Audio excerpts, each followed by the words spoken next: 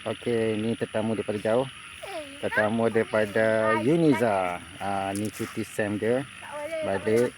Okey, selamat kembali ke kebun mertua Abigail, anakku Alisha. Okey, yang tu je. Terima kasih semua. Okey, assalamualaikum. Semoga kita semua diberkati Allah dan dirahmati Allah.